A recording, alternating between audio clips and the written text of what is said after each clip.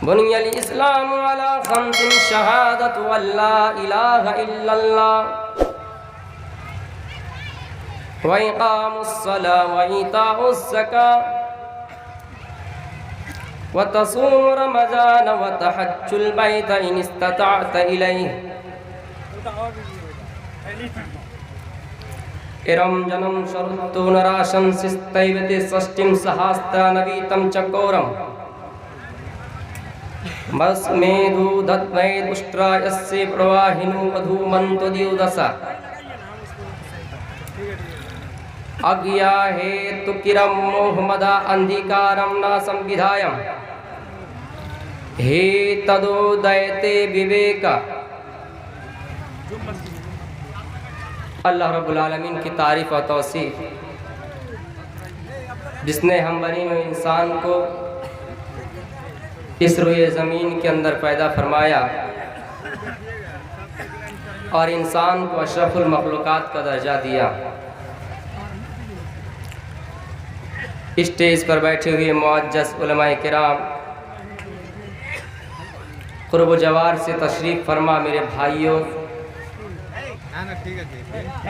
पर्दा नशीन माँ व बहनों, मैं अदना सा इल्म का तालिब इल्म हूँ और मैं ये समझता हूँ दुनिया के अंदर अगर मुझे कोई भी डिग्री मिल जाए, चाहे मैं चतुर्वेदी बन जाऊँ, सलफ़ी बन जाऊँ, फिर भी अपने आप को एक तालिब इल्म कहूँगा।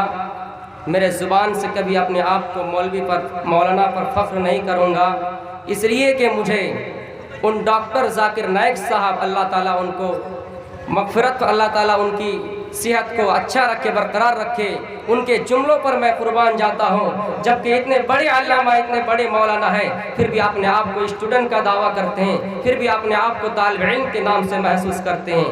हम एक चीज़ जानते हैं कि अगर हमारे अंदर इल्म की ताकत हो, हमारे अंदर अगर इल्म का ज़ख़ीरा हो, हम अगर इस्लाम की दावत को आम करने के लिए, इस्लाम को फैलाने के लिए कद्दो काविश करें, तो हमें वो शेर याद आता है कि मंजिल की जुस्तजू क्यों करता है राही, मंजिल की जुस्तजू क्यों करता है राही, इतना अजीम बन जा के मंजिल खुद तुझे पुकारे।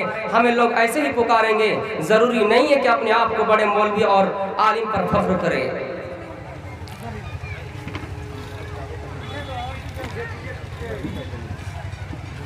ये सब दुनिया में जो भी चीज़ें हैं अल्लाह रब्बुल आलमीन की एक नियामतें हैं। इंशाअल्लाह आप खामोशी के साथ बैठे रहिएगा। आखिर में मैं सीता और राम की कहानी बताऊंगा, मंत्र भी पढ़ूंगा। अब ये कुरान से ही आपको हवाला दे रहे हैं। दुनिया में अगर आप किसी भी चीज़ पर नज़र दौड़ाएंगे तो उसमें कुछ ना कुछ अल्लाह की मसलियत आपको ज़रूर मिलेगी। जब हम और आप अल्लाह की इबादत करते हैं, अल्लाह को मानते हैं, तो उनकी चीज़ों पर गौर व फिक्र भी करना चाहिए और अल्लाह पर एक दिल में यकीन रखना चाहिए कि नहीं, अल्लाह जो करता है हमारे लिए अच्छा करता है। चाहे हमें बीमारी से आजमाए, वो भी एक अल्लाह की, उसमें अल्लाह की एक मसलियत है। अल्लाह अगर हमें भूख से आजमाए, उसमें भी अल्लाह की एक मसलियत है। मुस्लिम शरीफ की एक हदीस में आपको सुना रहा हूँ। हजरत अनस बिन मालिक इस हदीस के रावी हैं। एक ऐसा आदमी था जो अपने ऊँट पर सारा सामान लादकर किसी जगह का यात्रा करने के लिए चला। खाने के लिए टिफिन में खाना कसा, सोने के लिए, बिछाने के लिए चादरें ली और ओढ़ने के लिए कंबल लिए और ऊँट के ऊपर बैठकर सफ़र करने लगा। थोड़ी दूर जाने के बाद जब वो थक जाता है, फिर एक ऐसी जगह पे बैठता है आराम करने के लिए। अल्लाह का मंजर देखिए, कुदरत का करिश्मा देखिए। उसके ऊँट अपना सारा सामान समेत गायब हो जाता है। ये आदमी अपने ऊँट की तरफ देखता है तो ऊँट भी नहीं है। और सामान की तरफ देखता है तो सामान भी नहीं है। बड़े आश्चर्य में पड़ गए, हैरान हो गए और इन्होंने पूरे जंगल को तलाशा, पूरे जंगल को ढूंढा, पर कहीं ऊंट नहीं मिला और ना ही सामान मिला। मेरे प्यारे साथियों, ये फिर आदमी ढूंढते ढूंढते शरीर में थकावट आ जाती है और बैठ जाते हैं। मेरे प्यारे साथियों, फिर उनको नींद आ जाती है। अल्लाह का करिश्मा देखिए, जब उनकी नींद खुलती है, आँख खुलती है, फिर अचानक वो आदमी देखता है कि वो ऊंट जहाँ से गुम हुआ था, वो ऊंट जहाँ से गायब हुआ था, वो ऊंट उसी जगह पे खड़े हैं। उस ऊंट के ऊपर उतना सामान है, जो सामान उस ऊंट के ऊपर लादा हुआ था, वो सारा सामान ऊंट के ऊपर है। इन्होंने खुशी के चोट में अल्लाह का शुक्रिया अदा किया और ये जुमला अदा किए, अल्लाहुम्मा अंता अब्दी व अना रब्बुक। आय अल्लाह, तू मेरा बंदा है और मैं तेरा रब हूँ। खुशी के चोट में क्या जुमला निकला कि अल्लाह तू मेरा बंदा है और मैं तेरा रब हूँ। लेकिन उनकी नीयत सही थी। मेरे प्यारे साथियों, अल्लाह रब्बुल आलमीन ने उन्हें बख्श दिया, इसलिए कि उनकी नीयत सही थी। वो कहना ये चाहते थे कि अल्लाह तू मेरा रब है और मैं तेरा बंदा हूँ, लेकिन खुशी के चोट में ये जुमला निकल गया, क्योंकि अल्लाह ताला दिलों का मालिक है। अल्लाह ताला फरमाता है, लोगों मैं तुम्हारी सूरत को नहीं देखता हूँ, मैं तुम्हारी माल व दौलत की तरफ नहीं देखता हूँ, मैं देखता हूँ तो तुम्हारी नीयत की तरफ देखता हूँ, तुम्हारे अमाल देखता हूँ, तुम्हारी नीयत देखता हूँ कि तुम्हारी नीयत में क्या है। हम और आप कुर्बानी बड़े शौक से करेंगे, लेकिन एक बात याद रखिएगा, अल्लाह के पास ना कुर्बानी के जानवर का गोश्त पहुँचता है और ना उनके खून पहुँचता है, आपकी नीयत पहुँचती है। अगर आपकी नीयत सही तो आपकी कुर्बानी जायज है, आपकी कुर्बानी ठीक है। अगर नीयत सही नहीं है तो कुर्बानी ठीक नहीं है। आपको मालूम है, फिरौन ने भी एक गलत जुमला कहा था। फिरौन ने लोगों को जमा किया और फरमाया, फहशरा फनादा, लोगों फक़ाल अना रब्बुकुमुल आला, मैं तुम सबका सबसे बड़ा बुलंद व बरतर रब हूं। यानी फिरौन ने अल्लाह को छोड़कर अपने आप को माबूद का और रब का दावा किया। फिरौन के जुमले भी गलत थे और उस आदमी के जुमले भी गलत थे, लेकिन अल्लाह ने उसको माफ कर दिया, फिरौन को माफ नहीं किया और मूसा अलैहिस्सलाम को हुक्म दिया, ऐ मूसा फसरी बिइबादी लैलम इन्नकुम मुत्तबिऊन, रातों रात अपनी कौमों को लेकर चले जाओ। जब मूसा अलैहिस्सलाम ने अपनी कौम को लेकर निकला, जब रास्ते में देखा कि समंदर है, पानी ही पानी है, कैसे पार हुए, परेशान हो गए मूसा अलैहिस्सलाम और उनके कौम। अल्लाह रब्बुल आलमीन ने हुक्म दिया, मूसा फज़रिब बिअसाकल बहरा, अपने लाठी को समंदर पर मारो, रास्ता निकल जाएगा, रास्ता बन जाएगा। मूसा अलैहिस्सलाम ने अपने लाठी को समंदर पर मारा, दोनों तरफ का पानी एक तरफ, दोनों तरफ का पानी दो तरफा हो गया और बीच में से रास्ता निकल गया। मूसा अलैहिस्सलाम और उनके कौम पार हो गए। फिरौन ने जब पीछा किया, फिरौन भी पीछा किया, जब वो भी पार होना चाहा उस रास्ते से, अल्लाह ने पानी को हुक्म दिया, दोनों तरफ के पानी आओ और मिल जाओ और फिरौन को गर्क कर दो। दोनों तरफ के पानी आया और फिरौन को गर्क कर दिया और समंदर ने फिरौन की लाश को बाहर निकाल फेंक दिया। लोगों ने उसको दफनाने की कोशिश की, लेकिन दफना नहीं पाए। लोगों ने उसको जमीन के अंदर गाड़ने की कोशिश की, लेकिन मिट्टी ने भी उसकी लाश तक नहीं छोया। फरमाया, इस जैसे फिरौन बदतर लोगों की लाश को हम जमीन भी नहीं छोएंगे। मेरे प्यारे साथियों, आज भी फिरौन की लाश जिंदा जाबिद हमारे लिए मिसाल बनी हुई है, निशान इबरत है। हमें और आपको अल्लाह की नेमतों का शुक्रिया अदा करना चाहिए। जुमले ये थी, उनका भी संगीन जुर्म, इनका भी संगीन जुर्म, लेकिन इनकी नीयत सही और फिरौन की नीयत सही नहीं। अच्छा, हम पूछ सकते हैं किसी से कि अल्लाह क्या होता है? अरे भाई हमको मालूम नहीं अल्लाह क्या है, हम अल्लाह के बारे में जानकारी लेंगे, तो ये चीज जायज है। लेकिन फिरौन ने कहा वमा रब्बुल आलमीन, रब क्या होता है? मैं ही तो सबसे बड़ा रब हूँ। फिरौन के जुमला भी वही था, लेकिन फिरौन की नीयत ये थी, अरे रब क्या होता है, मैं ही तो सबसे बड़ा हूँ। मेरे प्यारे साथियों, नीयत पर हर चीज डिपेंड है। वाइन तउद्दू निअमतल्लाहि ला तुसूहा, ऐ लोगों, हम और आप अल्लाह की नियामतों को शुमार नहीं कर सकते, हम और आप अल्लाह की नियामतों को गिन नहीं सकते। अगर पूरे समंदर का पानी को सिया बना दिया जाए और जंगलों में लकड़ियां काट काट कर कलम बना दिया जाए, फिर भी हमारे पेपर भर जाएंगे, डायरी फुल हो जाएंगे, लेकिन अल्लाह की नियामतों को शुमार नहीं कर सकते, अल्लाह की नियामतों को गिन नहीं सकते।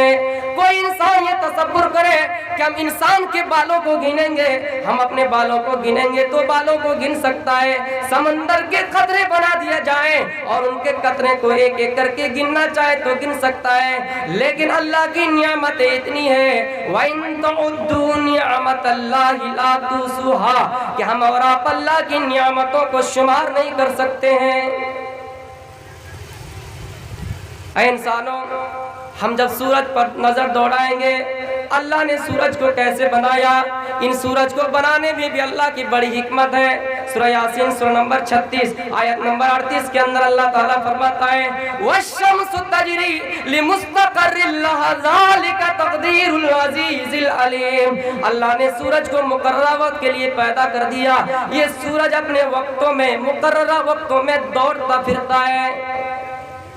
हम और आप ये जनरेटर लाइट जलाए हैं, हमारी रोशनी करीब से करीब 20 फीट 50 फीट तक जाएगी, लेकिन इतनी बड़ी कायनात, इतनी बड़ी दुनिया, एक ही सूरज उनको रोशनी देता है और पूरे दुनिया को उजाला कर देता है। आपको मालूम है 2012-13 में एक मर्तबा अंधेरी हुई थी, दिन बिल्कुल अंधेरे में तब्दील हो गया था। हमें कैसा लग रहा था, सिर्फ 1 मिनट अंधेरा रहा तो हमें कैसा लगा। ये सूरज अल्लाह की कितनी बड़ी नियामत है, ये सूरज को पैदा करने में अल्लाह की कितनी बड़ी हिकमत है। कभी तो सूरज को नबी अकरम जनाब मुहम्मद रसूलुल्लाह जैसे हस्ती से तशबीह दिया और फरमाया, वो सिराजम मुनीरा, ऐ नबी हमने आपको सूरज की तरह चमकने वाला रोशन बना कर भेजा है। सूरज किसी को नहीं देखता कि कौन हिंदू है, कौन मुशरिक है, कौन ईसाई है, कौन काफिर है, बल्कि सूरज सबके घर में रोशनी पहुंचाता है। हाँ, एक बात आपको बताता हूँ, सूरज को भगवान का दर्जा मत देना, इसलिए कि अल्लाह ने सूरज को पैदा किया और अल्लाह के मातहती सूरज है। अल्लाह जिस वक्त चाहेगा सूरज को तुलू करेगा और जिस वक्त चाहेगा उनको डुबाएगा। आपने कभी नहीं देखा कि सूरज पूरब की जगह पश्चिम से उगा है, तुलू हुआ है। वो अलग बात है कि कयामत की अलामत बताई गई है कि पश्चिम की तरफ से निकलेगा, लेकिन आज तक की नजर में, तारीख में आप देखिए, नहीं, हाँ, सूरज को भगवान की दर्जा देने की कोशिश मत करना, इसलिए कि अल्लाह फरमाता है, सूरज को मैंने बनाया, सूरज को मैंने बनाया और मेरे ही हुक्म से वो चलता है। सूरज के पास इतनी ताकत नहीं कि वो रात में आए और चांद की रोशनी को मगलूब कर दे, चांद की रोशनी पर गालिब आ जाए और चांद की रोशनी से वो ज्यादा रोशन हो जाए। आपने कभी नहीं देखा, लश्शम्सु यंबगी लहा अन तुदरिकल कमर, सूरज के पास इतनी ताकत नहीं कि वो चांद के रोशनी पर गालिब आ जाए, चांद के रोशनी को मगलूब कर दे। ये सूरज भी अल्लाह की एक बड़ी नियामत है। जब हम आप चांद की तरफ नजर दौड़ाएंगे, ये चांद को अल्लाह ताला ने कितनी बड़ी हिकमत से पैदा किया। वल कमर कद्दरनाहु मनाजिला, अल्लाह ताला ने चांद के लिए भी मनाजिल मुकर्रर कर दिए, 28 और 29वीं मनाजिल। जीके में आता है कि चांद 4 लाख या 4000 मील की दूरी पर है। इस चांद पर 1969 से 1972 तक 12 वैज्ञानिक जा चुके हैं, वहां पर झंडे भी गाड़ के आए हैं। रॉकेट से अगर आप सफर करेंगे तो 13 घंटा, कार से करेंगे तो 130 घंटा। अल्लाह ताला ने इन चांद को बड़ी हिकमत से पैदा किया। लोगों, चांद के अंदर जो दाग बना हुआ है, आप जो उस चांद की तरफ बीच में वो चीजें देखते हैं, कभी आपने उसको देखने में चेंजिंग पाए? अल्लाह का कितना बड़ा करिश्मा है, अल्लाह का कितना बड़ा कुदरत है। हमारी माँ बहनें अपने बच्चे को खामोश करने के लिए उन्हें गली कोची में ले जाती है और उन्हें चंदा मामा कह के दिखाते हैं। अल्लाह की कारीगरी से वो बच्चे खामोश हो जाते हैं। तो इन चांद को बनाने में भी अल्लाह की एक बड़ी हिकमत है। ये जो आप सितारों को देख रहे हैं, करोड़ों मील की बुलंदी पर है, करोड़ों मील की बुलंदी पर है। हजरत कतादा फरमाते हैं, अल्लाह के नबी फरमाते हैं कि अल्लाह ताला ने इन सितारों को खलकल्लाहु हाज़िन नुजूम लिसलासा, 3 मकसद के लिए पैदा किया। सितारों को 3 मकसद के लिए पैदा किया। ज़ीनतन लिस्समा, आसमान की जीनत के लिए, वरुजूम लिश्शयातीन, शयातीन को कंकड़ी मारने के लिए, व अलामतिन युहतदा बिहा, और उसके जरिए से जिहाद की सिमत मालूम करने के लिए अल्लाह ताला ने सितारों को 3 मकासद के लिए पैदा किए हैं। जब हम अल्लाह की एक एक चीज़ों पर गौर करेंगे तो हमें अल्लाह की नियामतें ज़रूर मिलेंगे, अल्लाह की मसलिहत ज़रूर मिलेंगे। आपको मालूम है, यूट्यूब पर सर्च कीजिए, वहुवल्लज़ी मरजल बहरैनी वजअल बैनहुमा बरज़खन व हिज्रन महजूरा। एक ऐसे समंदर भी है जहाँ पर पानी की 2 लहरें बह रहा है, यानी एक ही समंदर 2 तरह का पानी है। एक हाजा अज़बुन फुरात व हाजा मिल्हुन उजाज, एक हाजा अज़बुन फुरात और दूसरा व हाजा मिल्हुन उजाज, यानी एक में मीठा पानी और दूसरे में खारी पानी। यानी अल्लाह का ये करिश्मा है। और अल्लाह ताला फरमाता है कि हमने उनके दरमियान पोशीदा आग बना दी, हमने उनके दरमियान पोशीदा दीवार खड़ी कर दी। आप देखिएगा वो पानी कभी मिलेगा नहीं। आप एक ही तालाब पर, एक ही नदी पर दूध भी छोड़ेंगे, शहद भी छोड़ेंगे, दूध और शहद मिल जाएगा। लेकिन अल्लाह का करिश्मा है, अल्लाह का कुदरत है कि वो पानी कभी मिलता नहीं है। अल्लाह ताला ने उनके दरमियान एक आड़ पैदा कर दी है। ऐ इंसानों, कभी अपने नफ्स पर भी गौर किया है? बड़े फख्र से चलते हैं, गाल फुला कर चलते हैं, लोगों को घमंडी दिखाकर चलते हैं, लेकिन कभी अपने वजूद पर गौर किया है कि अल्लाह ताला ने इंसान को किस चीज़ से पैदा किया? अल्लाह ताला ने इंसान को एक हकीर पानी से, नुत्फे से पैदा किया। सूरह तारिक सूरा नंबर 86 आयत नंबर 5 के अंदर पढ़िए, फलयंजुरिल इंसानु मिम्मा खुलिक। इंसान को गौर करना चाहिए अल्लाह रब्बुल आलमीन उसे किस चीज़ से पैदा किया है। खुलिका मिन माइन दाफिक, उसे उछलते हुए पानी से पैदा किया है। यखरुजु मिन बैनिस सुल्बि वत तराइब, जो मर्द की पीठ और औरत की छाती से निकलता है। अल्लाह ताला ने उस हकीर पानी से इंसान को पैदा किया है। और उस पानी के कतरे में कम से कम 35,000 जरासीम होते हैं। उस पानी से इंसान का वजूद हुआ है, इंसान की विलादत हुई है, और अपने आप को फख्र करते हैं। अल्लाह ताला ने उन पानी को माँ के पेट में, मादर रहम में, सुम्मा जअलनाहु नुत्फतन फी क़रारिन मकीन, महफूज करके रख दिया मादर रहम में। अल्लाह ताला ने उन पानी की हिफाजत किया। यानी जब हमारी माएँ जब काम करती है, रोटी बनाती है, फिर भी वो पानी टस से मस नहीं होता है। अल्लाह ने उनको महफूज जगह में रख दिया।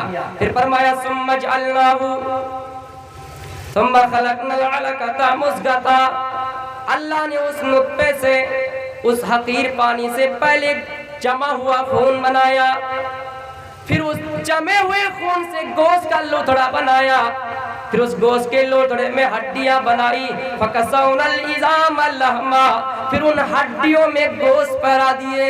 ये सारी चीज माँ के पेट में हो रहा है। अल्लाह ताला फरमाता है कि ऐ लोगों, फतबारकल्लाहु अहसनुल खालिकीन, अल्लाह ताला सबसे ज्यादा और अच्छा पैदा करने वाला है। दुनिया में आपने किसी को नहीं देखा और कयामत की शुभ तक आप देख नहीं पाएंगे। हाँ, इंसान की शक्ल बनाई जा सकती है, इंसान की शक्ल बनाई जा सकती है, उनके धड़कनों को बाईपास सर्जरी से जिंदा रखा जा सकता है। किसी के मरने के बाद 6 घंटे के अंदर अंदर किसी की आंख ले ली जाए और किसी में लगा दी जाए तो वो देख सकता है, लेकिन किसी की मौत के बाद दोबारा कोई रूह देने वाला नहीं है। किसी की आंख अगर फूट जाए, किसी की आंख अगर खराब हो जाए तो कोई डॉक्टर दुनिया का नहीं है कि उसको दोबारा आंख लगा कर दिखा सके और उस आंख को ठीक कर सके। मेरे प्यारे साथियों, ये सारी चीज माँ के पेट में हो रहा है। अल्लाह ताला फरमाता है कि लोगों, तुम्हारा दिमाग तुम्हारी माँ के पेट में हम बना रहे थे, तुम्हारी माँ खाना बना रही थी, हम तुम्हारा दिमाग बना रहे थे, तुम्हारी माँ बाजार जा रही थी, हम तुम्हारे पैर बना रहे थे, तुम्हारी माँ रोटी खा रही थी, रोटी बना रही थी, सालन तरकारी बना रही थी और हम तुम्हारे हाथ बना रहे थे। ये अल्लाह का करिश्मा है, हर इंसान को गौर करना चाहिए। एक मर्तबा एक औरत बड़े चैलेंज करती थी कि यार सारी चीजें बदलती है दुनिया की, लेकिन धर्म में चेंजिंग क्यों नहीं आती है। मैंने कहा श्री कृष्ण जी के बारे में पढ़िए, श्री कृष्ण जी ने फरमाया, यदा यदा ही धर्मस्य ग्लानिर्भवते, जब धर्म के अंदर बिगाड़ पैदा होंगे, जब धर्म के अंदर बिगाड़ पैदा होंगे तो अधर्म तक तरक्की करेगा। धर्म के अंदर चेंजिंग नहीं पाओगे। वलन तजिद लिसुन्नतिल्लाहि तब्दीला, अल्लाह की सुन्नत में तब्दीली नहीं पाओगे। उसने कहा नहीं नहीं, चेंजिंग आना चाहिए, जमाना बहुत तरक्की कर गई है, लोग चांद पर जा चुके हैं। उस औरत को जवाब ये दिया गया कि हमारी माएँ और बहनें आदम से लेकर अभी तक बच्चे 9 महीने में 8 महीने में पैदा करती है, तो 5 महीने में पैदा कर रहे हैं। क्या बोलता है कि इस्लाम क्या बोलता है कि बच्चे 6 महीने में पैदा करके दिखाए, 5 महीने में पैदा करके दिखाए। इन सबको ऐसे ही जवाब देना चाहिए। एक बात, मैं एक मसला आपको बता कर जा रहा हूँ। 6 महीना में अगर शादी हुई है और 6 महीने में बच्चा पैदा हो जाता है तो वो बच्चा हलाल माना जाएगा। हाँ, अगर 6 महीने से एक दिन इधर अगर बच्चा पैदा हो जाए तो वो बच्चा हराम माना जाएगा, इसलिए कि इसकी दलील कुरान में मौजूद है। तो मेरे प्यारे साथियों, जो कहे कि इस्लाम में चेंजिंग करनी चाहिए, जो कहे इस्लाम में तब्दीली करनी चाहिए, तो उनको ऐसे ही जवाब देना चाहिए, क्योंकि ईंट का जवाब पत्थर से नहीं देंगे तो वो जवाब नाकिस हो जाएगा, अधूरी हो जाएगा।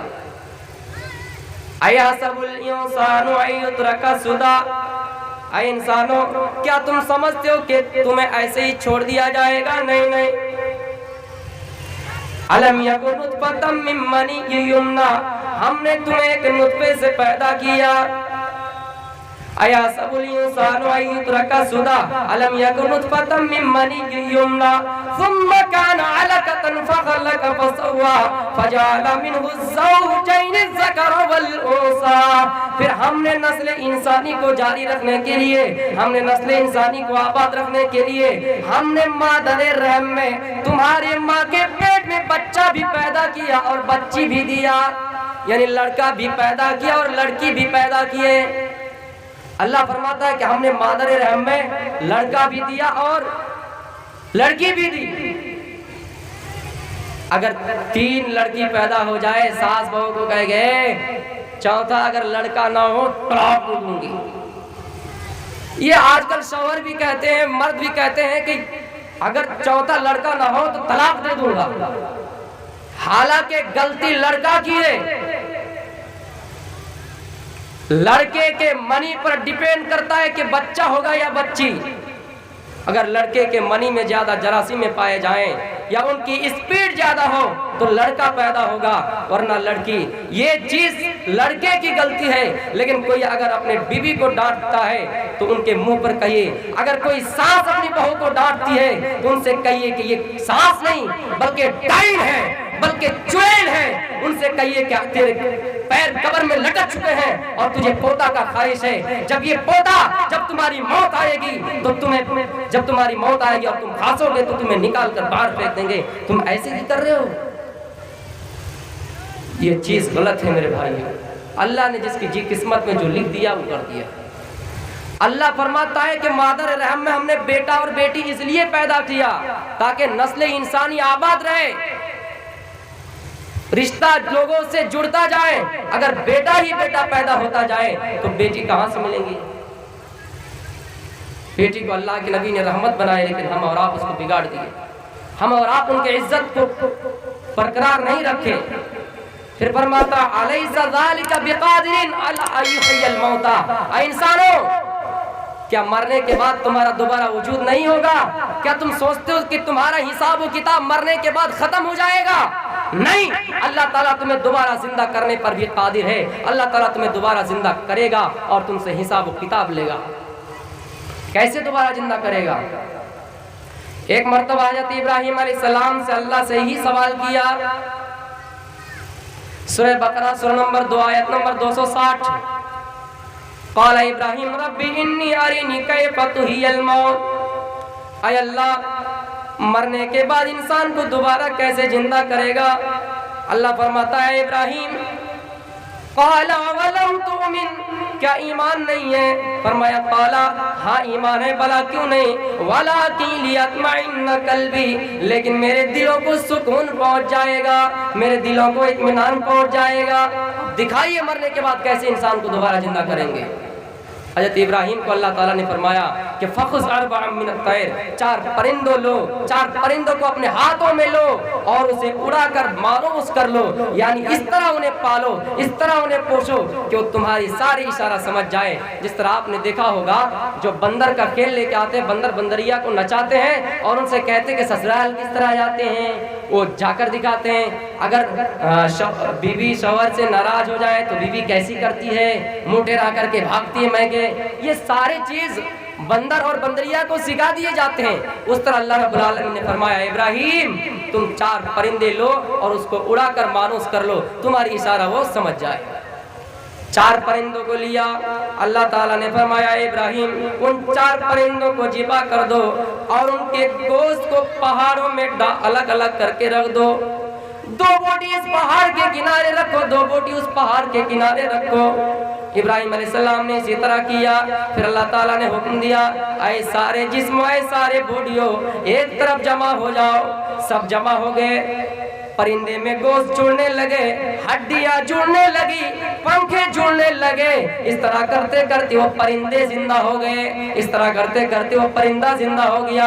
अल्लाह ताला ने इब्राहीम अलैहिस्सलाम को ये दिखा दिया कि ऐसे ही हम जब लोगों के जिस्म को अगर इंसान चाहे कि उनके जिस्म को जलाकर राख कर दे और उन राखों को हवाओं में उड़ा दे, फिर हम ऐसे ही कहेंगे ऐ जिस्मो, ऐ बॉडी हो, फला फला एक जगह में जमा हो जाओ, और फिर हम कहेंगे कुन जमा हो जाओ, यानी हो जाओ, तो फयकुन ये जिंदा हो जाएंगे, फयकुन तो ये जिंदा हो जाएंगे।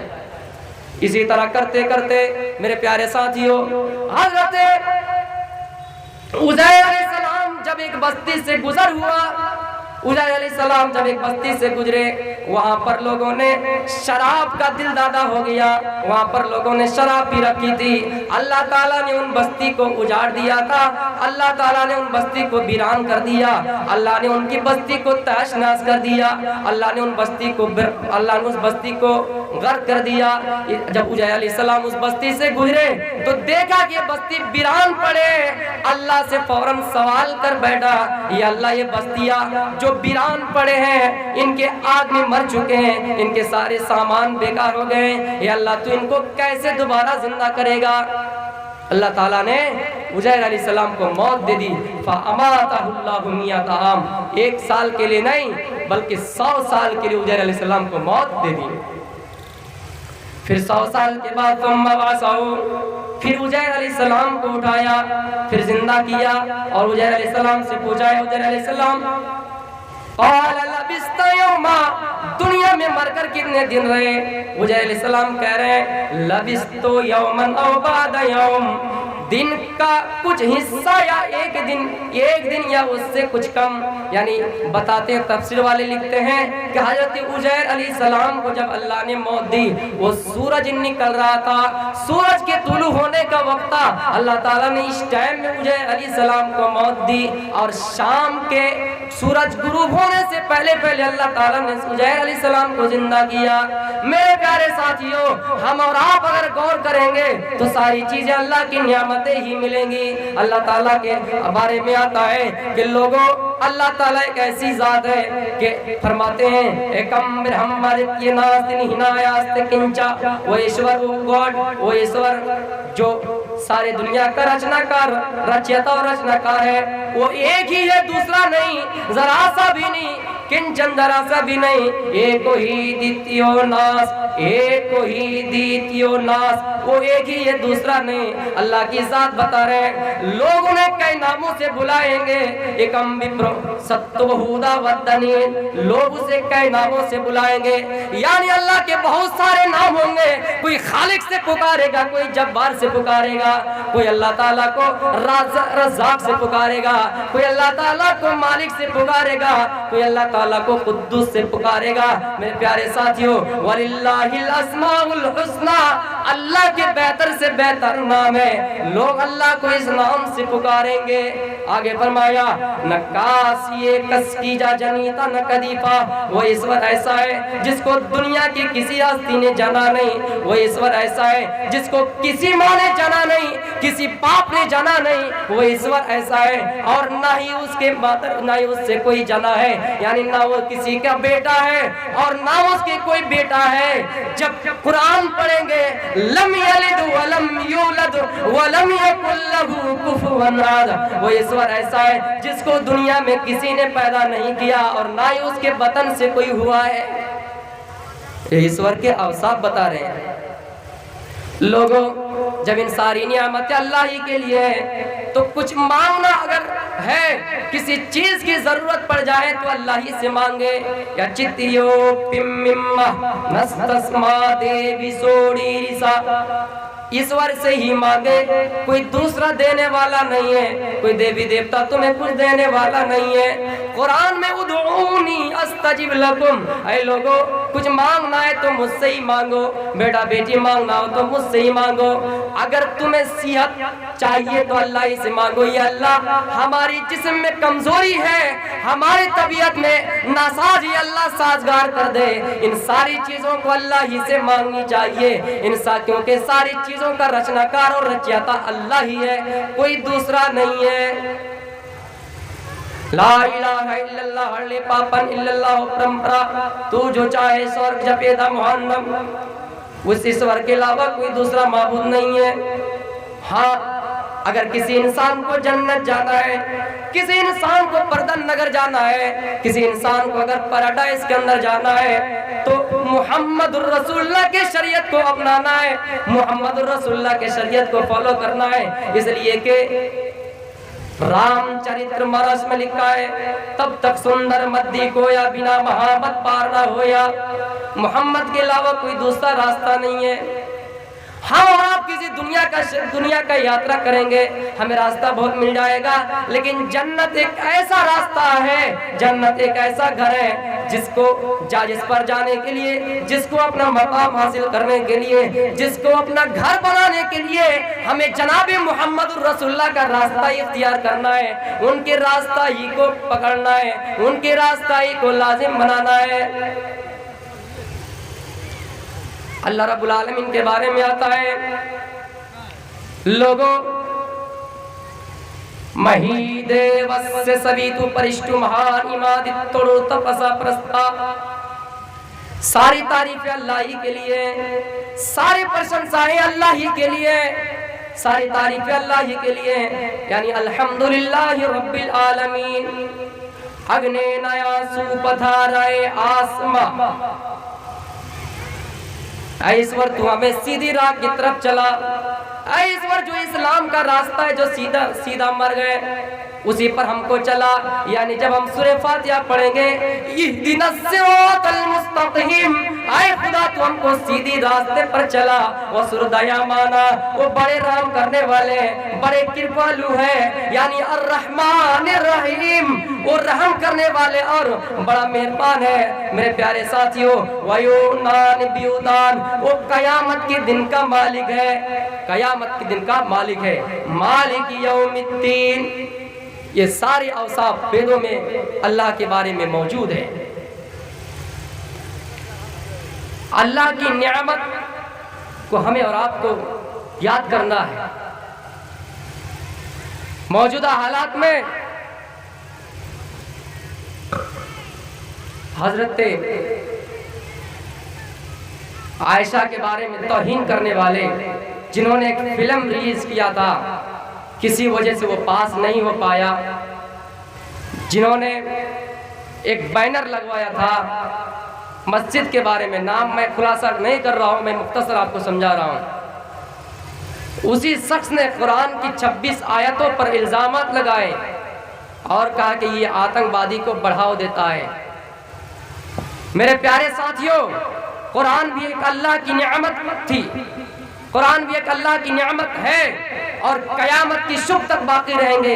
इसलिए आपको घबराना नहीं है कि कुरान की 26 आयतें मिट जाएंगे, नहीं, अल्लाह ताला ने खुद इस कुरान की गारंटी ली है और फरमाया कि इन्ना नहनु नज़्ज़लना ज़िक्रा व इन्ना लहू लहाफ़िज़ून, कि इस कुरान को हमने नाजिल किया और इस कुरान की हिफाजत की गारंटी हम ले रहे हैं। इसी तरह बहुत लोग पैदा होंगे कुरान को मिटाने वाले, कुरान की 26 आयतों को रिमूव करने वाले, 26 आयतों के ऊपर इल्जामात लगाने वाले, लेकिन आप जरा सा टस से मस नहीं होइए, क्योंकि हम इस कुरान की गारंटी ले रहे हैं। ज़ालिकल किताबु ला रैब फीही, इस किताब में कोई शक नहीं है। अल्लाह ताला ने इस कुरान की इतनी कुरान को मुकद्दस किताब बनाया और इसकी इतनी फजीलत बयान की कि कुरान के एक हर्फ पढ़ने पर 10-10 नेकियां मिलती है।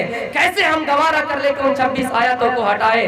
मेरे प्यारे साथियों, इस कुरान की हिफाजत करने के लिए कुरान के अंदर 114 सूरतें हैं। हम अपने जिस्म के बॉडी को 114 हिस्सों में बांटेंगे और एक एक बॉडी, एक एक जिस्म को हम कुरान की सूरतों में, कुरान की सूरतों की हिफाजत करने में लगा देंगे। कुरान के अंदर 6666 आयतें हैं। हम अपने शरीर के खूनों के कतरों को 6666 में बांटेंगे और एक एक कतरा हम एक एक आयत की हिफाजत में लगा देंगे। मेरे प्यारे साथियों, कुरान के अंदर 14 सजदे हैं। हम बार बार छत से गिरेंगे, हमें कोई गिरा दिया जाए और फिर कहा जाए कि क्या कुरान की तुम हिफाजत करोगे, गिरना मंजूर कर लेंगे, लेकिन कुरान की सजदे को हम बिगाड़ने नहीं देंगे। ये मेरा चैलेंज रहा। 1985 में भी कोलकाता में ऐसा हुआ, एक आदमी ने 56 आयतों पर इल्जामात लगाए और कोलकाता हाई कोर्ट में उन्होंने भी अर्जी दाखिल किया कि कुरान की 56 आयतों को रिमूव कर दिया जाए। लेकिन वहां के वकील भी, जज भी बड़े होशियार थे। उन्होंने कहा नहीं, ये कुरान आसमानी किताब है, इस कुरान के अंदर चेंजिंग नहीं पाएंगे। वलन तजिद लि सुन्नतिल्लाहि तब्दीला, अल्लाह ताला की सुन्नत में तब्दीली नहीं पाएंगे। ये सब अल्लाह की नियामतें हैं। इस कुरान के बारे में अल्लाह के नबी फरमाते हैं कि हज़रत उस्मान इस हदीस के रावी है कि खैरुकुम मन तअल्लमल कुरान व अल्लमहु, इस कुरान को पढ़ने वाला, इस कुरान को सिखाने वाला सबसे बेहतर शख्स है। लेकिन हम इन नियामतों को कैसे ठुकरा रहे हैं? वो अलग बात है कि किसी के ज़हन में ना उतरे। कुरान सबके लिए हिदायत नहीं है। कुरान तो मोमिनों के लिए हिदायत है, मुत्तकियों के लिए हिदायत है, यानी कुरान समझने वालों के लिए हिदायत है। डॉक्टर शिव शक्ति स्वरूप इन कुरान की आयतों को पढ़कर इस्लाम ले आए। जब कुरान में ये जुमला देखा, कुरान में ये आयतें देखी कि माँ के पेट में बच्चा कैसे बनता है। 1400 साल पहले साइंस ने इतनी तरक्की नहीं की थी, मेडिकल साइंस ने इतनी तरक्की नहीं की थी कि माँ के पेट में सबसे पहले खून का लोथड़ा बनता, गोश्त का लोथड़ा, उसके बाद हड्डियां पढ़ाए जाते हैं, उसके बाद उस हड्डियों में गोश्त बनाए जाते हैं। उन्होंने ये चीज देखकर इस्लाम ले आए, कलिमा पढ़ा और मुसलमान हुए।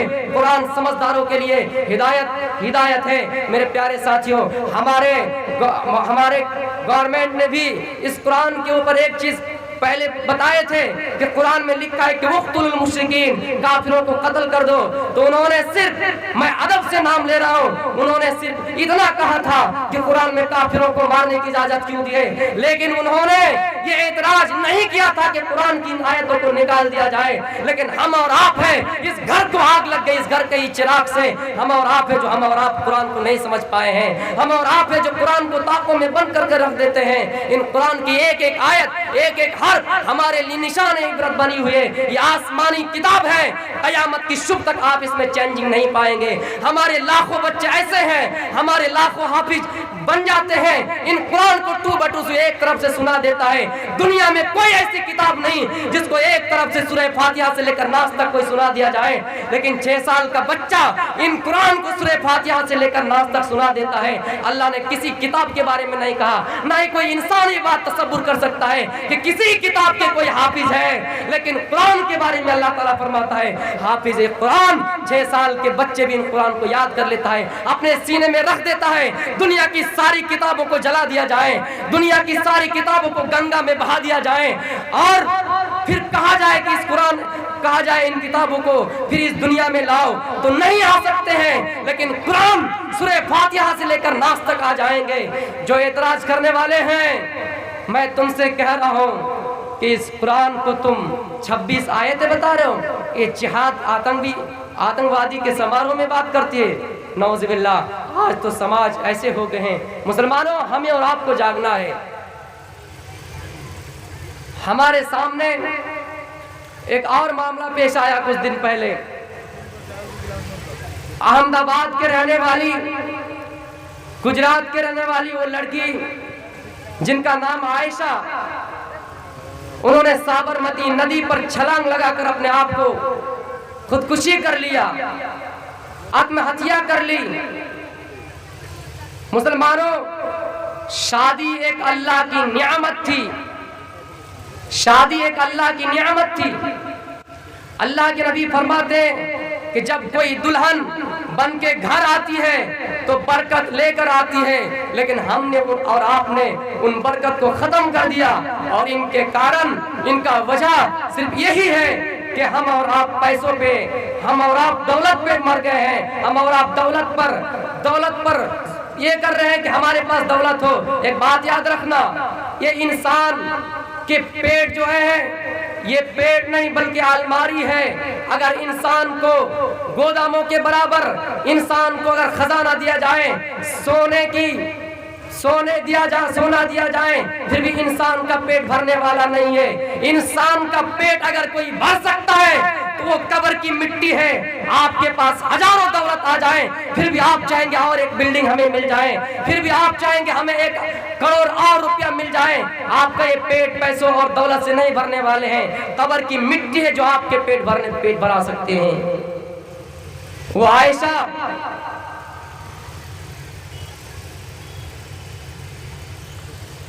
मेरे प्यारे साथियों, टाइम खत्म होने जा रहा है। राम और सीता के बारे में कुछ बता नहीं पाए।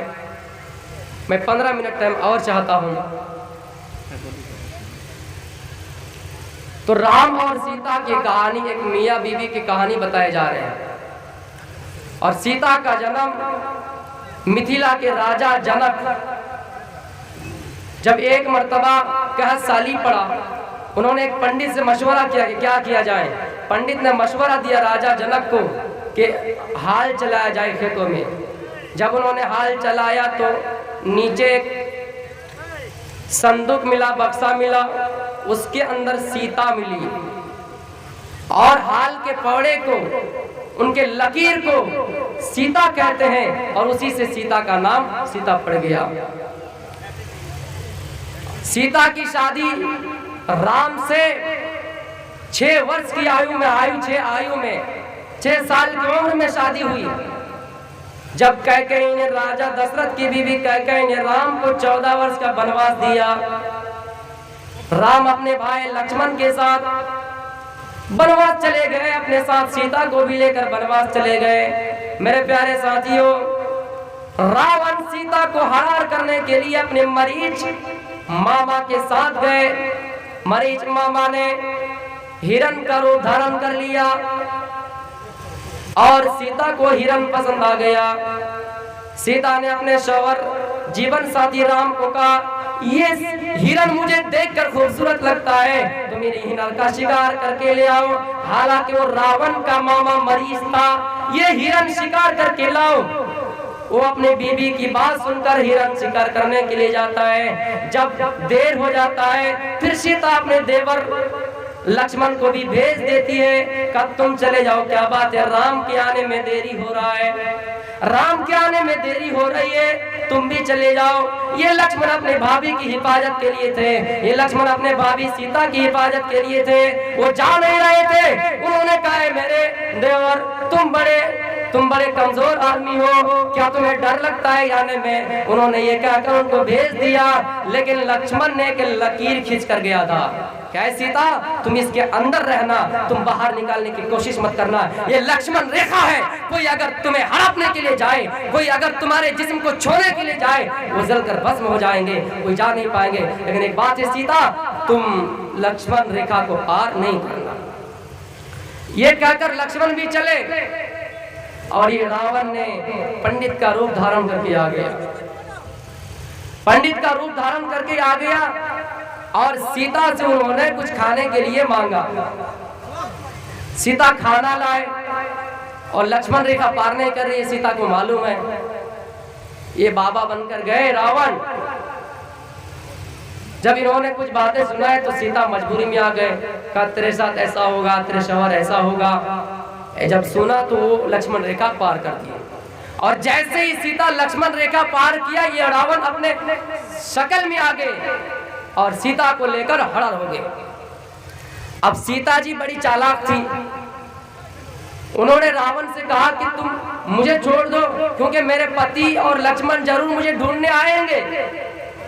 रावण से राजा दशरथ के साथी जटायु का आमना सामना हुआ, लड़ाई हुई, इत्तेफाक से जटायु मर गए। सीता जी बड़ी चालाक थी, सीता ने कहीं दुपट्टा फेंका, जब मेरे जीवन साथी राम और लक्ष्मण ढूंढने आएंगे, ये दुपट्टा देकर पहचान जाएंगे। फिर जब सीता और आगे बढ़ा, रावण लेके भागा, तो उन्होंने हाथ का कंगना फेंका, कहीं पर ओढ़नी फेंकी। इस तरह करके रावण ने सीता को लेकर लंका चले गए। राम जी ने लक्ष्मण और हनुमान को सीता को ढूंढने के लिए भेजा। जब थोड़ी दूर आगे बढ़ा तो देखा कि कंगना मिला। हनुमान लक्ष्मण से पूछ रहे कि ये किसकी है। कहने लगे ये मेरे भाभी सीता की है। इसी रास्ते से रावण ने लेकर भागा होगा, चलिए और आगे चलते हैं। जब फिर और आगे गया तो देखा कि दुपट्टा पड़ा है, ये किसकी है। कहने लगा मेरे भाभी सीता की है, इसी रास्ते से लेकर गया होगा, चलिए आगे चलिए।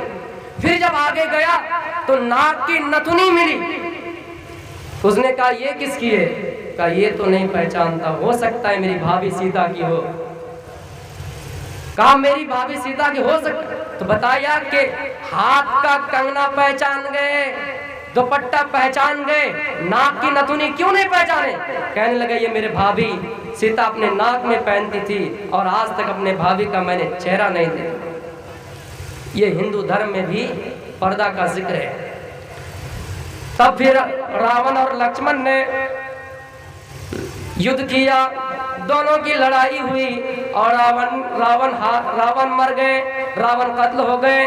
हनुमान और लक्ष्मण ने सीता जी को छुड़ा कर लेकर आए। सीता जी को जब छुड़ा कर ले आए, सीता जी अपने शौहर अपने राम के पास जाते हैं, और राम के पास झुककर ये जुमला अदा करते हैं, राम रमा नमा सत्य है। सीता जी राम के सामने झुक रहे हैं। राम ने उसको उठा लिया, झुकने नहीं दिया, और बताया ऐ सीता मेरे सामने मत झुको, बल्कि झुकना है तो ईश्वर के सामने झुको। यानी मैं तुम्हारा राम हूँ और मेरा राम भी कोई ऊपर वाला है, यानी राम के राम से झुको। ये चीज बदल गई। अब ये पढ़ी जाती कि राम नमा सत्य, राम सच है, लेकिन वो संस्कृत का जुमला ये था कि राम रमा नमा, यानी राम के सामने झुको, और राम रमा सत्यास्तिम, राम के राम सच है। यानी राम जी सीता जी से कह रहे हैं कि मेरे सामने मत झुको, बल्कि मेरा भी कोई राम है ऊपर वाला, उसके सामने झुको।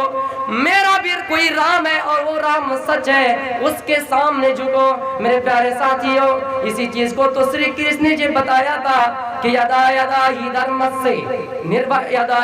धर्मस्य ग्लानिर्भवति भारत। जब धर्म के अंदर बिगाड़ पैदा होंगे तो अधर्म तरक्की करेंगे, यानी धर्म मिट जाएगा और अधर्म तरक्की करेंगे। मेरे प्यारे साथियों, जब अधर्म तरक्की करेंगे तो मैं ईश्वर का रूप लेकर आऊंगा, मैं मनुष्य के रूप लेकर आऊंगा, अवतार लेकर आऊंगा। यानी यहाँ श्री कृष्ण जी ने अपने आप को भगवान का दावा किया, लेकिन यही वो कृष्ण जी है। एक मर्तबा जंगल में सोया हुआ था। किसी ने हिरण शिकार करने के लिए आया, हिरण शिकार करने के लिए आया। उन्होंने अपना तीर कमान से छोड़ा, इत्तेफाक से हिरण को तीर नहीं लगा, बल्कि वो तीर आकर श्री कृष्ण जी के पैर में लगा, और उस तीर में जहर घुसा हुआ था। श्री कृष्ण जी के पैर में लगा और श्री कृष्ण जी उस जहर से मर गए। अब बताइए मेरे प्यारे साथियों, यही वो श्री कृष्ण जी है। ये एक मर्तबा उनकी गोपियां, उनकी बीबियां नदी में नहा रही थी, कपड़े उतारकर साहिल में किनारे में रख दिए और नंगी होकर नदी में नहा रहे। श्री कृष्ण जी उन सारी बीबियों के कपड़े को लेकर पेड़ पर चढ़ जाया करते हैं और बांसुरी बजाते हैं। जब बीबियां नहाकर उठी तो देखा कि कपड़ा गायब, कौन ले गया? देखा कि श्री कृष्ण जी पेड़ पर चढ़े बांसुरी बजा रहे हैं और बीबियां चीख कर कह रही है, गोपियां कह रही है कि कपड़ा लाओ, कपड़ा लाओ। श्री कृष्ण जी कपड़ा नहीं ला रहे हैं। इत्तेफाक से लड़कियां मारे शर्म के अपने एक हाथ पिस्तान पर, एक हाथ शर्मगे पर रख कर आए और कपड़ा लिए। मेरे प्यारे साथियों, यही वो सीता जी है। जब बचपन में एक मर्तबा किसी बागीचे में खेल रही थी और उन्होंने एक जोड़ी नर और मादा तोते को देखा। आपस में राम और सीता के बारे में कहानी गा रहे हैं। राम के साथ अयोध्या के राजा राम है, मिथिला के राजा जनक पुत्री सीता जी के साथ उनकी शादी होगी, विवाह होगा, निकाह होगा। जब सीता जी ने उसकी जुमले को सुना तो उन दोनों को पकड़ लिया और पिंजरे में कैद कर दिए। नर तोता और मादा तोती को उन्होंने पकड़कर पिंजरे में कैद कर लिए और उन्हें सही से पूछा। ये दोनों आपस में छुड़ने की कोशिश की कि छोड़ो छोड़ो, पिंजरे से निकालो, क्योंकि ये पिंजरा असल मस्कन नहीं है। हमने छोटे में पढ़ा था क्या मजहबी, कैद खाना मेरा मजहब नहीं है। यानी वही यकुम मिन ज़हबी, अगर चाहिए सोने का क्यों ना हो, अगर आप किसी पिंजरे को, किसी परिंदे को पिंजरे में कैद करके रखते हैं, चाहे वो सोने का क्यों ना हो, उसको अच्छा नहीं लगता है। इसलिए कि उसका असल मस्कन गावत रब्बी गायती, रब के जंगलात है, यानी पहाड़ों की चट्टानों पर बसेरा करके वो अपनी जिंदगी गुजार लेगी। जंगलों में रहकर घोंसले बनाकर, आशियाना बनाकर वो जिंदगी गुजार लेगी, लेकिन किसी पिंजरे में रहना गवारा नहीं करेगी। तो परिंदे ने छुड़ने की कोशिश की, सीता जी ने सिर्फ नर तोता को छोड़ा, लेकिन मादा को नहीं छोड़ा। ये मादा तोती कहने लगी, मुझे छोड़ो, मैं अपने जीवन साथी नर तोता के बगैर रह नहीं सकती। ये भी कहने लगे कि मैं अपनी मादा तोती के अलावा रह नहीं सकता।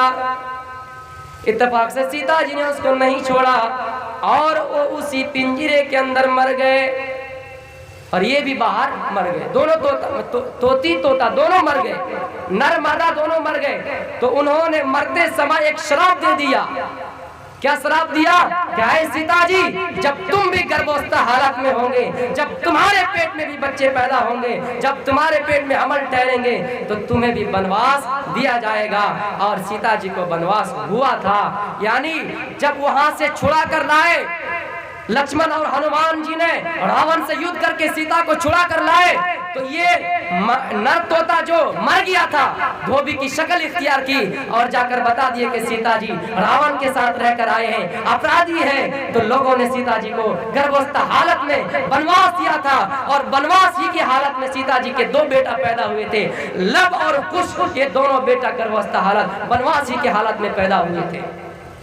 जानवरों को कैद रखना ये छोटी मोटी बात नहीं है, इसमें गुनाह भी होता है।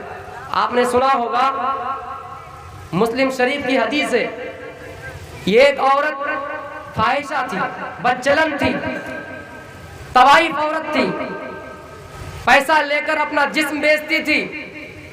सड़कों पर कोई मिल जाए 50 रुपया 200 रुपया लेकर अपने जिस्म को इस्तेमाल कराती। लेकिन इत्तेफाक से ऐसा हुआ, एक दिन वो किसी कुएं के पास थी। एक दिन ऐसा हुआ कि वो किसी कुएं के पास थी और एक कुत्ता अपनी जीभ निकला हुआ हाँकता हुआ आया। उस औरत को रहम आ गया। उस औरत ने अपनी ओढ़नी को, अपने दुपट्टे को कुएं में डाला और पानी उठाया, फिर उस ओढ़नी को चिबा कर उसके जबान पर दे दिया, कुत्ते के जबान पर दे दिया। अल्लाह के नबी सल्लल्लाहु अलैहि वसल्लम खुशखबरी सुनाते हैं कि ऐ औरत, यानी वो औरत जिन्होंने कुत्ते को पानी पिलाया, प्यासा कुत्ते को पानी पिलाया, प्यासा कुत्ते को पानी पिलाया, हिया मिन दखल जन्ना, वो जन्नत के अंदर है। उसी किस्म के एक वाकया और भी आता है। एक ऐसा आदमी था जिन्होंने अपने घर में एक बिल्ली को बांध रखा था, जिन्होंने घर में एक बिल्ली को बांध रखा था। उन्हें 24 घंटा, एक दिन 2 दिन बिल्ली को बांधा रखा, ना ही उसने खाना दिया और ना ही पीने के लिए पानी दिया। वो बिल्ली तड़प तड़प कर मर गई। अल्लाह के नबी फरमाते कि वो शख्स जहन्नमी है। जानवरों के साथ भी ऐसा सुलूक अगर आप सही सुलूक करेंगे तो हो सकता है अल्लाह के नबी खुशखबरी देने वाले हैं, आपको जन्नत मिल जाए। एक बात मैं आपको कह रहा हूँ, आप किसी के आमाल को देखकर जल्दी से जन्नत और जहन्नम का फैसला ना बनाए। हो सकता है अल्लाह रब्बुल आलमीन किसी के कुछ आमाल देखकर ही उन्हें जन्नत दे दे और किसी के कुछ बुरे आमाल देखकर ही उन्हें जहन्नम दे दे। आप किसी की बारे में किसी को जन्नती और जहन्नमी का फैसला नहीं सुना सकते हैं। मेरे प्यारे साथियों, टाइम ख़त्म हो गया। मैं आपसे एक चीज़ गुजारिश कर रहा हूँ और मैं आपको बता भी देना मुनासिब समझता हूँ कि मेरी तालीम जामिया मिनहाजुल उलूम रतनी में हुई, जहाँ पर सिर्फ मौलवी तक पढ़ाई होती है, और इन साल मेरी तालीम मुकम्मल हुई। मैं सिर्फ मदरसे में 6 साल मुकम्मल पढ़ा और 6 साल में अल्लाह रब्बुल आलमीन ने मुझे इस मकाम पर लाया। अल्लाह ताला से दुआ है कि अल्लाह ताला मुझे और आगे लेके जाए। और मैं इतना ही नहीं समझता हूँ कि सिर्फ अल्लाह ताला मुझे मुकर्रिर बनाए, बल्कि मैं ये भी समझता हूँ कि अगर देश की हिफाजत के लिए मुझे गर्दन भी कटानी पड़े, अगर देश की हिफाजत के लिए मुझे कुछ भी करना पड़े तो मैं करूँगा, इस्लाम के खातिर करूँगा। मुझे अल्लाह रब्बुल आलमीन ने जब इस मैदान में उतारा है तो मुझे दुनिया से कोई सरोकार नहीं और ना ही मुझे माल और दौलत की ख्वाहिश है। ऐ अल्लाह, मैं ये भी आपसे दुआ कर रहा हूँ, विनती प्रार्थना कर रहा हूँ, अल्लाह मुझे दुनिया के हरीस माल और दौलत के पीछे ना पड़ाए, बल्कि दीन की खिदमत करने की तौफीक अदा फरमाए, देश की खिदमत करने की तौफीक अदा फरमाए और हमेशा लोगों को भाईचारा कराने की तौफीक अदा फरमाए। वमा तौफीक इल्ला बिल्लाह। यहाँ जो भी चैनल आए हैं आप उनको सही दिल से सदका जारिया के हिसाब से सब्सक्राइब कीजिएगा। मेरा एक भाई भी आया हुआ है, एफ के राजधानी चैनल उनका है, आप उनको सब्सक्राइब कीजिएगा।